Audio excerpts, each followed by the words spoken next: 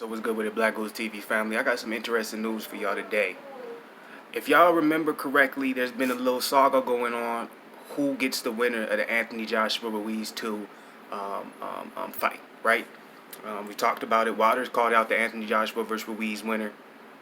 Pulev has a great case when it comes to wanting to get that fight because he's obviously the IBF mandatory. And then Eddie Hearn inserted Alexander Usyk into that conversation himself as soon as he moved up to heavyweight. Before he even had his first heavyweight fight, Eddie Hearn was already saying Usyk is going to be the one to fight the winner of Joshua and Ruiz. So, you know what I'm saying, there's been this ongoing saga and who exactly is going to get the winner of that fight. And obviously it all depends on who wins as well, because I feel like I see Wilder getting the fight if Ruiz wins, and then I see probably Usyk getting the fight if Joshua wins. Well, there's been some new news that fits into this whole entire equation. What's that?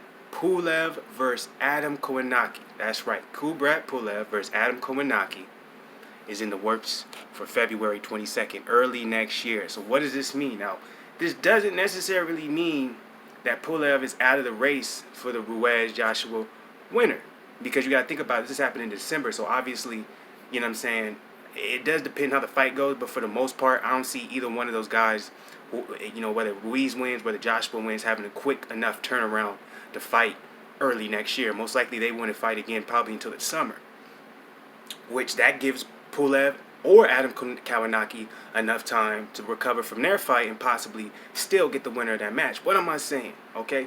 What I'm saying now is we've had a new heavyweight enter this race. Kownacki's into the race, all right? A lot of people hasn't talked about him, but he's kind of been floating around. He's Big Baby's sparring partner for I don't know how long, you know what I'm saying? He's had his own rise. He's with PBC. So this is another major power move from Al Heyman, because he's keeping his guys in that, you know what I'm saying, in that section, you know what I'm saying, basically in the range, in the ring, where it gives them an opportunity. If they want to get that belt, they may possibly get it. You know what I'm saying? It happened with Ruiz. Now he's doing the same thing with Kownacki, which a lot of people, they've been waiting for Kownacki to get that shot where possibly he can get close to the belt. A lot of people want to see Wilder versus Kownacki. So what am I saying? What I'm saying right now is Al Heyman is making some power moves when it comes to the heavyweight division. I feel like for the last 2 years, Eddie Hearn has been dominating that, because obviously he had AJ, but I just think a lot of his fighters, when it comes to the heavyweight division, was getting a lot more recognition. When it comes to the welterweight division, I felt like PBC was getting a lot more recognition than obviously you see now. Well, you know, depending on, you know, when Canelo was in welterweight, I guess you could say you could split it between Golden Boy and PBC, but for the most part, I feel like the bigger stable of guys who were more known was in that PBC stable when it came to welterweight. But the heavyweight division, Eddie Hearn's guys were handling that, because you had, you know what I'm saying, obviously Joseph Parker signed with Eddie Hearn later, but everyone for the most part knew that was going to happen. Derek Chisora, Dillian White, excuse me, Frank Warren also. The UK guys, for the most part, they were dominated. But I feel like there's been a switch ever since AJ lost. Now we see some power moves being played by the US guys, if you want to put it in that particular way, or even, you know, if you want to even make it more specific, the PBC guys, because now you have Adam Kownacki, which I'm excited for this. I've been waiting for him to get his opportunity the same way I was waiting for, well, I still am waiting for Joe Joyce to make that step up. But yeah, so we got Pulev versus Kownacki happening February 22nd. What does this mean?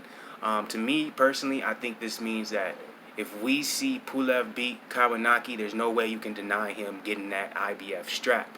The thing about that is, though, if we see AJ beat Ruiz, I hope y'all can follow me. If you see AJ beat Ruiz, I think AJ would actually just relinquish the IBF title. Because rather than fighting the mandatory, and whether it be Pulev or Kownacki, because I'm pretty sure if Kownacki beats Pulev, he would become the mandatory for the IBF. So rather than fighting one of those guys, Eddie Hearn would prefer him to fight someone like Usyk, right? So, you know, you can see that happening. But if Ruiz beats Joshua, I'm pretty sure, you know, obviously, I don't see Ruiz dropping any of the belts, but obviously, I think Al Heyman would want that Ruiz-Wilder fight right off the bat. But you got to think about the fact, too, that the Fury and Wilder fight most likely is going to happen next year if Wilder beats Ortiz.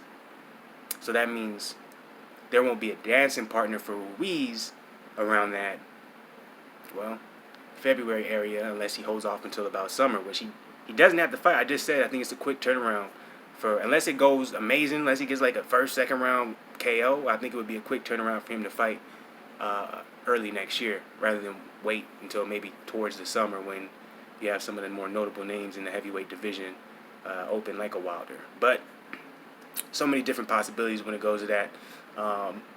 What do you guys think about the whole situation? What do you think about Pulev versus Kownacki now being made or supposedly in the works for February 22nd? It's coming from BoxingNews.com. Do you think that makes Pulev totally out of the race to be able to get the winner of Joshua and Ruiz? Does this make y'all happy? Y'all rather see Usyk fight them, and or maybe possibly this means Kownacki has a chance of getting it. Who knows? You know what I'm saying? But let me know what y'all think about this. You know what I'm saying? Some crazy shit happening in the boxing world.